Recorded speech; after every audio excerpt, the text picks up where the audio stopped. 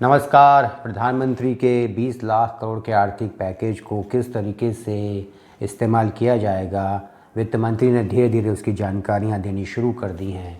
सबसे पहले उन्होंने ये कहा कि जो माइक्रो, स्मॉल और मीडियम एंटरप्राइजेज़ हैं, उन क्षेत्रों में 3 लाख करोड़ रुपए का जो लोन है वो बिना गारंटी के दिया जाएगा। इसके अलावा उन्होंने अलग अलग क्षेत्रों में EPF, provident fund, income tax return में छूट और बहुत सारी योजनाओं की घोषणा की। उन्होंने कहा कि 200 करोड़ रुपए तक के लिए जो सरकारी खरीद होगी उसके लिए अंतर्राष्ट्रीय स्तर पर निविदाएं आमंत्रित नहीं की जाएंगी। इसके अलावा 90,000 करोड़ रुपए का पैकेज जो बिजली वितरण कंपनियां हैं उनको दिए जाने की बात है। छोटी मोटी और दूसरी बहुत सारी घोषणा हैं अलग अलग क्षेत्र में, ताकि जो अर्थव्यवस्था है उसमें एक उभार आए।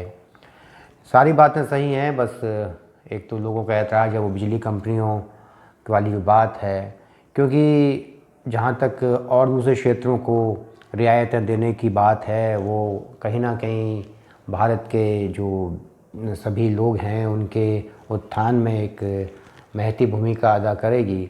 लेकिन बिजली कंपनियां बात समझ में नहीं आती कि उन्हें किस तरीके का ये राहत पैकेज दिए जाने की ज़रूरत है।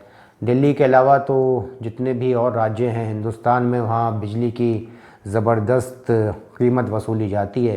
ये बात सही है कि एक बहुत बड़ा हिस्सा है जो मुफ्त की बिजली जलाता है, तो फिर आप उसे दायरे में लाइए, उसके यहाँ पर मीटर लगवाइए, उससे बिल लीजिए।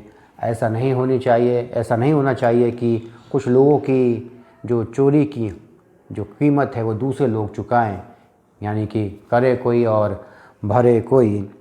और दूसरी सबसे अहम बात यह है कि पैकेज का मकसद जो है वो बहुत ज़्यादा अमीर लोगों को, कॉरपोरेट घरानों को, इन्हें फ़ायदा पहुंचाना नहीं होना चाहिए।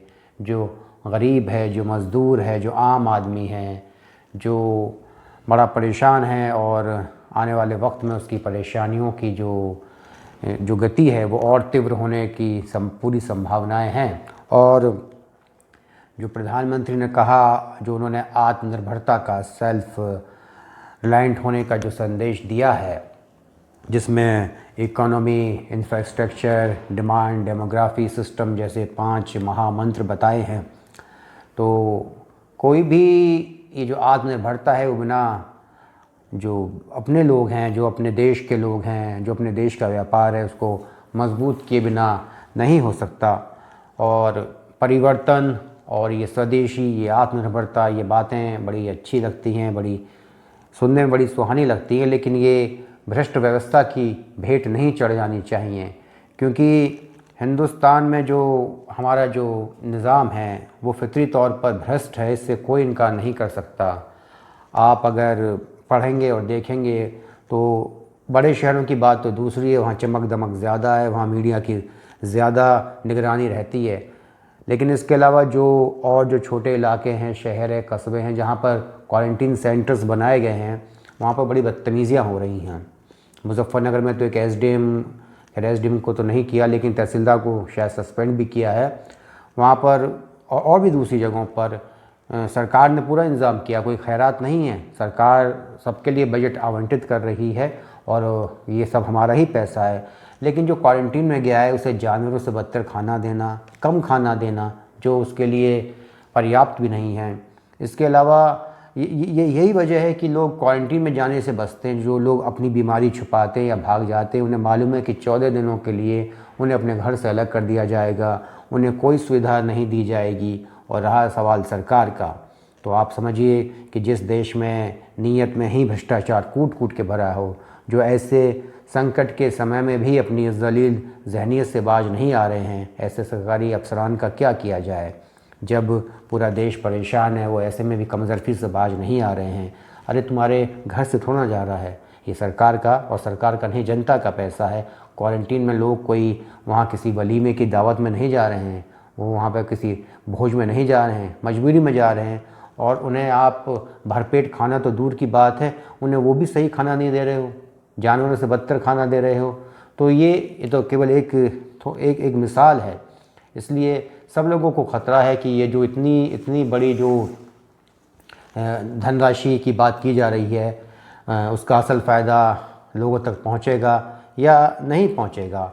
अब पैकेज का मतलब हर आदमी अपने अपने तरीके से निकाल रहा है। कोई नकदी के वितरण की बात कर रहा है, जो विपक्ष के लोग हैं, जो ज़्यादा होशियार बनते हैं, जो टेलीविज़न पर आकर क्रांतिकारी विचार रखते हैं, कहते हैं कि हर आदमी के हिस्से में 15,000 के करीब रुपए आएंगे और घर में 4 सदस्य हैं तो उनको 60,000 रुपये दे दिए जाए। ऐसा होता है, ये तरीका है, इसे आर्थिक पैकेज कहते हैं। ठीक है। और जो सत्ता पक्ष के समर्थक हैं वो ऐसे यशोगान कर रहे हैं जैसे 20 लाख करोड़ रुपये आगे ऐसे बांट दिया जाएगा, जैसे कोई ये पैसे की बरसात होगी। उन्हें मालूम भी नहीं है कि ये कोई कैश का डिस्ट्रीब्यूशन नहीं हो रहा है, ये कोई खैरात नहीं बांटी जा रही है, ये इकोनॉमी को बूस्ट करने के लिए कदम उठाए जा रहे हैं। और जहाँ तक रहा सवाल कल्याणकारी योजनाओं का, वो तो पहले से ही अस्तित्व में है, चाहे वो विधवा पेंशन हो, वृद्ध पेंशन हो, बेरोज़गारी भत्ते को लेकर भी बात है। एक मरतबा अखिलेश यादव ने जब समाजवादी पार्टी की सरकार थी उत्तर प्रदेश में तो उन्होंने बेरोज़गारी भत्ता देने की बात कही। आप सब लोग इस बात को लेकर बड़े ही विस्मित होंगे कि 55 60 साल के बुढ़े बुढ़िया लाइन में लग गए बेरोज़गारी भत्ते के लिए, यानी कि इतनी उम्र होगी, पोते पोते वाले हो गए, लेकिन तब तक उनका जो है वो रोज़गार का जुगाड़ नहीं हो पाया। और इसके अलावा जो चीज़ें हैं धरातल पर और कागज़ों में, दोनों में बड़ा फ़र्क होता है।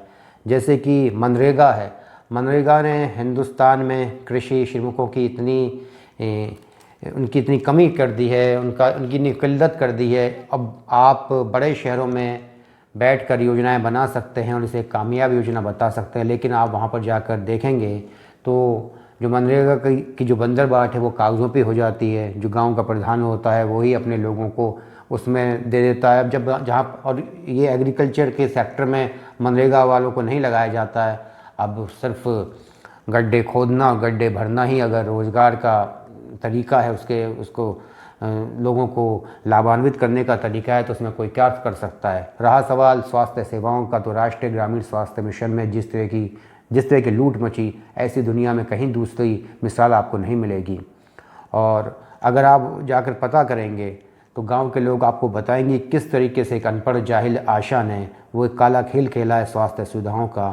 क्योंकि वो जो गांव के बेचारे लोग हैं, जब वो आशा उनको जाकर कांटेक्ट करती है, उससे पहले उन लोगों को सरकारी अस्पताल में जाने की बजाय प्राइवेट हॉस्पिटल्स में पहुंचा दिया जाता है। ये बहुत बड़ा खेल है। इसके लिए आप किसी दिल्ली के बड़े सरकारी दफ्तर में या टीवी न्यूज़ स्टूडियो के इसी दफ्तर में बैठ के भले ही बहुत बड़ी लंबी बातें करें कि ये हो गया वो हो गया है, लेकिन ये मनरेगा, ये आशा, ये राष्ट्रीय ग्रामीण स्वास्थ्य मिशन, आंगनबाड़ी, प्रौढ़ शिक्षा, ये सब योजनाएं जो हैं वो सिर्फ कागज़ों पर होती हैं और इसका देश को कोई फ़ायदा नहीं हो रहा है। इसमें से बंदरबाट है। आंगनबाड़ी का जो पोषक आहार है वो अगर कोई जाकर चुपचाप जाकर पता करे तो उसका उसमें जो मिलने वाला खाद्यान्न है वो बच्चों से ज़्यादा बाज़ार में बिकता है। और खाद्यान्न का स्वाद, उसका जायका कुछ ऐसा होता है कि उसे लोग खाना कम पसंद करते हैं। वो पौष्टिक तो होता है और बड़े अफसोस और बड़ी शर्म की बात है कि बहुत जगह पर ये पशु चारे के रूप में इस्तेमाल किया जाता है। सरकार को कुछ कदम तो तुरंत ही उठाने चाहिए, जिनमें एक सबसे पहला कदम हो सकता है कि भारत को एक वाकई काबिल और सक्षम वित्त मंत्री दिया जाए।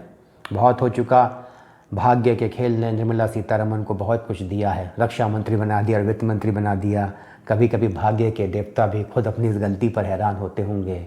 और रहा सवाल ये कि किस व्यवस्था के अंतर्गत इन तमाम संकटों से पार पाया जा सकता है, तो जहाँ तक रहा सवाल साम्यवादी और समाजवादी व्यवस्थाओं का, तो साम्यवादी तो देश के असंतोष को उसी देश के धर्म, उस देश के समाज, संस्कृति, परंपराओं, रिवायतों के खिलाफ इस्तेमाल करना चाहते हैं। उस असंतोष को अपनी साजिशों का हथियार बनाना चाहते हैं।